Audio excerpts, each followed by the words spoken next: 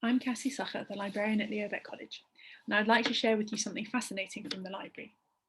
Well-loved and well-used personal libraries often carry the ephemera of a life of reading and scholarship, with all manner of notes and documents slipped between the pages, letters used as bookmarks, notes scrawled on napkins.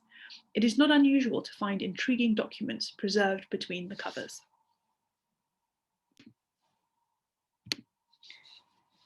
Rabbi Ignaz Maybaum was a long-standing rabbi at Edgware and District Reform Synagogue and one of the first lecturers at Leo Beck College, teaching comparative religion and homiletics.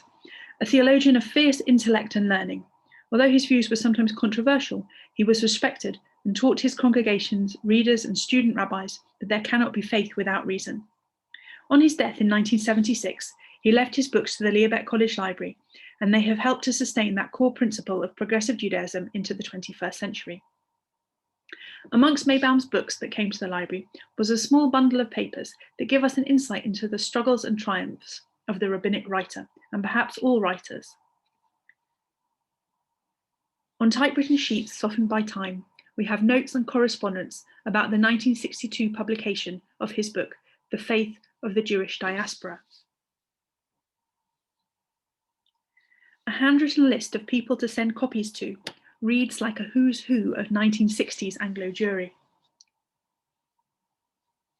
The invoices and delivery notes of the publisher show the small margins of theological publishing, but reveal synagogue communities as genuine centres of learning, reading, and debate. The oversized publishers agreement reveals the intricacies of rights, royalties, and reprints, and the tensions between the publisher-author relationship.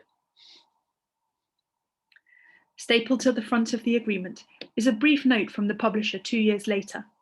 Short and direct, it is a rejection letter. Dear Dr. Maybaum, thank you for letting us have sight of your manuscript entitled Exodus, but we regret we will not be able to publish this work. Maybaum was a prolific writer and widely published, but I find this scrap of paper that could so easily have ended up in the bin 60 years ago most poignant, and that it was kept most human.